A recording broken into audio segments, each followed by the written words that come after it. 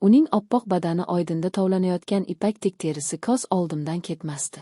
Men uxlardim, lekin tushlarimda faqat u bor edi. Uygoq edi, lekin men uning xayollari ekanligimni bilmasdim. O'sha tun, o'sha yomg'irli, momaqaldiroqli tun bizning hayotimizdagi hamma narsani o'zgartirib yubordi. Bu shunchaki ehtiros emasdi. Bu yillar davomida yig'ilib qolgan portlashga tayyor vulqon edi. Assalomu alaykum, aziz tomoshabinlar. Bugun sizlar bilan bo'lishmoqchi bo'lgan hikoyam ehtimol ko'pchilik uchun taqiqlangan mavzudir. Lekin bu haqiqat hayotning o'zi. Agar siz ham inson qalbining eng chuqur, eng yashirin burchaklaridagi sirlarga qiziqsangiz, videoni oxirigacha ko'ring. Kanalimizga obuna bo'ling va qo'ng'iroqchani bosing. Tayyor bo'lsangiz boshladik. Mening ismim Nodir. Yoshim 26. Bu voqea sodir bo'lganida 24 yoshda edim.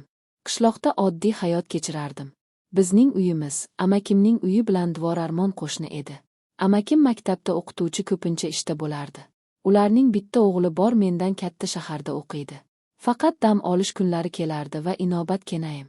U 40 yoshlarda edi. Lekin unga qaragan odam buni aslo ayta olmas. U kasalxonada navbatchi hamshira bo'lib ishlardi. Uning gati ochig'ini aytganda, qishloqdagi har qanday yosh qizni hasad qildiradigan darajada go'zal edi. Men uni har doim hurmat qilardim, kenayir deb murojaat qilardim.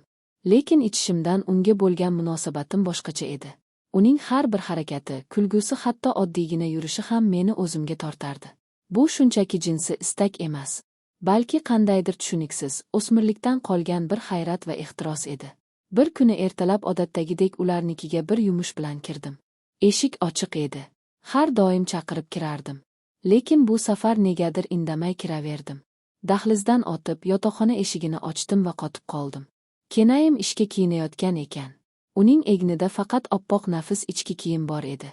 Uning silliq yelkalari, ingichka beli va to'lishgan dumbalari ertalabki quyosh nurida shunday jozibali ko'rinar ediki, men ko'zlarimni uzolmadim. U meni ko'rib cho'chib tushdi. "Voy, Nodir, eshikni yop", deb qichqirdi. Qo'llari bilan ko'kragini tosib. Men go'yo sehrlangandek edim. Zo'rg'a "uzr kenay" deb g'ildiradim va eshikni yopib shosha-pisha chiqib ketdim. O'sha kundan keyin hayotim o'zgardi. Kenayimning o'sha holatdagi tasviri ko'z o'ngimdan ketmasdi. Kechalari uxlay olmasdim. Tushlarimda uning oppoq badanini silardim. Uning hidini his qilardim. Men o'zimdan uyalardim. Lekin bu istakni jilovlay olmasdim. Har safar uni ko'rganimda yuzim qizarib, tezroq ko'zdan yo'qolishga harakat qilardim. May oyi edi, havo iliq, bahorning mast qiluvchi hidi demoqqa urilardi. Bir kuni kechqurun amakim qo'ng'iroq qildi. "Nodir jiyan, kenang tungi navbatchilikdan kelib charchab uxlab qolibdi. Mollarga o'xasha tashlab yubor." Men maktabda ushlanib qoldim. "Kechroq boraman", dedi u yuragim tuk etib urdi. "Xo'p amak, xavotir olmang", dedim. Ovozim titrab ketmasligiga harakat qilib. Bu taqdirning menga bergan imkoniyati edi. Uyda hech kim yo'q. Faqat men va uxlab yotgan go'zal kenayim. Amakimning ishlarini tezda bitirdim. Quyosh botib qosh qorayib qolgandi. Men sekin uyga kirdim. "Kenay", deb chaqirdim. Ovozim biroz bogiq chiqdi. Javob yo'q. Yana bir bor chaqirdim. Sukunat. Yuragim ko'krak qafasimni yorib chayozdi. Oyoqlarim o'z-o'zidan yotoqxona tomon boshladi. Eshikni asta ochdim. Uxlab yotardi. Ishdan kelgan kiyimida charchoqdan karavotga yuztuban yiqilgancha uxlab qolgan edi. Tizzasidan biroz yuqorida turgan yukkasi, oppoq koftasi. Uning tinch bir maromda nafas olishi xonadagi sukunatni buzardi. Men uning yoniga keldim. Uning sochlari yostiqqa yoyilib yotardi. Men uning yoniga o'tirdim. Qo'llarim titrardi. Uning yuziga tushgan sochini sekin ko'tardim. Uning terisi shunday silliq, shunday issiq ediki, men engashib uning yuzidan o'pdim. Ogda xuddi kapalak qanoti teggandek. U qimirlamadi. Bu mening jur'atimni oshirdi. Men uning yubkasini sekin yuqoriga ko'tara boshladim. Uning oppoq silliq oyoqlari keyin esa oppoq tursiga ko'rindi. Mening nafsim bog'zimga tiqildi. Men uning sonlarini silay boshladim. Qo'llarim yuqorilab bordi. Uning terisi mening qo'llarim ostida biroz titragandan deb bo'ldi. Lekin u uyg'onmadi. Men uning tursiga ustidan o'pdim. Uning o'ziga xos ayollik hidi meni mast qilardi. Men o'zimni to'xtata olmasdim. Bu shunchaki shahvat emasdi. Bu yillar davomida yig'ilgan hayrat, ehtiros va balki sevgi edi. Men uning tursigini sekin pastga tushirdim. Uning eng mahrim joyi ko'zlarimga ochildi. Men engash. Ip tilim bilan u yerni erkalay boshladim. Men go'yo chanqagan sayohatchi edim va bu mening bulog'im edi. Men uning tanasining har bir nuqtasini opib silab chiqdim. Uning makkasini ko'tardim, lifchigini yechdim. Uning oppoq to'lishgan ko'kraklarini qo'llarim bilan ushladim, uchlarini tishladim. Mening ehtirosim shu qadar kuchli ediki, men tezda o'zimni yo'qotib qo'ydim va boshandim. Tursigining ustiga. Men biroz uyaldim, lekin bu hissiyot to'lqinni to'xtata olmasdim. Men biroz tinchlandim, lekin nafsim hali qonmagan edi. Men o'rnimdan turdim, shimni yechdim. Mening asbobim toshtekib turgandi. Men yana uning ustiga engashdim, uni o'zimga tortdim. Men uning tanasiga o'zimnikini ishqalay boshladim va shu payt u ko'zlarini ochdi. Uning ko'zlarida avvaliga tushunmovchilik, keyin esa dahshat va gazab paydo bo'ldi. Nodir, nima qilyapsan? Iflos deb qichqirdi u va menga tarsak tushirdi. Yuzim lovillab ketdi. Tush ustimdan. Hozir amakingga aytaman, sharmanda qilaman deb baqirardi u tirchilab. Lekin men endi to'xtay olmasdim.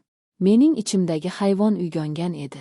Men uning qo'llarini ushlab boshining yuqorisiga qayirdim. Sizni istayman Kenayi. Faqat sizni, dedim ovozim xirillab. Men o'zimni uning ichiga ardim. U qichqirdi. Musiqa, og'riqdanmi yoki zavqdanmi bilmadim. Men harakatlanib boshladim. Avvaliga musiqa, sekin keyin tezroq. Uning tanasi mening harakatlarimga javob bera boshladi. Musiqa, uning qarshiligi asta-sekin susayib, o'rnini ingrashlar va chuqur nafaslar egalladi. O Nodir, to'xta yo'qoy. Uning so'zlari bir-biriga qovushmasdi. Uning tanasi endi menga qarshi emas, men bilan birga harakatlanardi. Musiqa, uning tirnoqlari yelkamga botdi, oyoqlari belimga chirmashdi. Biz 20 musiqa daqiqacha shunday davom etdik. Xona bizning nafasimiz, ingrashlarimiz va tanalarimizning musiqa bir-biriga urilish ovozlari bilan to'ldi. Bu yovvoyi boshqarib bo'lmaydigan ehtiros musiqa edi. Men uning bo'ynidan, lablardan o'pardim. Siz go'zalsiz, siz ajoyibsiz deb kichirlardim. Uning ko'zlarida endi gazab yo'q. Faqat tumandek shahvat va lazzat bor edi. Men o'zimning eng yuqori nuqtamga yetib keldim. Kenay, men hozir deb ingladim va bor kuchim bilan uning ichiga buxandim. U ham men bilan birga titrab ketdi. Uning tanasi qattiq taranglashib keyin bo'shashdi. Biz bir-birimizning quchog'imizda holsiz yiqildik. Biz biroz shunday yotdik. Faqat og'ir nafas olishimiz eshitilardi. Men boshimni ko'tarib uning yuziga qaradim. Uning ko'zlari yumilgan yuzida qandaydir tinchlik va qoniqish ifodasi bor edi. Men uning terlagan peshonasidan o'pdim. Mazza qildim Kenayi, dedim pichirlab. U ko'zlarini ochdi. Uning nigohida avvalgi gazabdan asar ham yo'q edi. Uning ko'zlari chuqur, sirli va biroz ma'yus edi. U qo'lini ko'tarib mening yuzimni siladi. Men ham, dedi u ovozsiz. Keyin u mening labimdan sekin oldi. Bu opichda minnatdorchilik bor edi. Endi turaylik, dedi u. Sekin amak kelib qolishi mumkin. Biz keyindik. Xonadagi havoda hali ham bizning ehtirosimiz hidi bor edi. Men eshik oldiga borganimda u meni to'xtatdi. Nodir, dedi u menga tikilib. Bu oramizda qolsin. Men bosh irgadim. Albatta Kenay. U biroz jim turdida keyin sekin qo'shimcha qildi. Amak yo'q paytlari kelibdi. O'sha kundan boshlab mening hayotim butunlay o'zgardi. Endi men amakimning ishga ketishini, Kenayimning navbatchilikdan qaytishini intiqib kutadigan bo'ldim. Bizning uchrashuvlarimiz musiqa tez-tez takrorlanadigan bo'ldi. Har safar bu yangi bir sarguzasht, yangi bir ehtiros portlashi edi. Bu bizning kichik taqiqlangan ammo shirin sirimiz bo'lib qoldi. Men bilardim bu noto'g'ri, bu gunoh. Lekin Kenayimning quchog'ida his qilgan baxtim, u menga bergan o'sha olovli nigohlar. Bularning barchasi har qanday gunohdan ustun edi. Biz bir-birimizga kerak edik. Uning yolg'izligi mening ehtirosim bilan to'ldi. Mening orzularim esa uning haqiqatiga aylandi. E'tiboringiz uchun rahmat.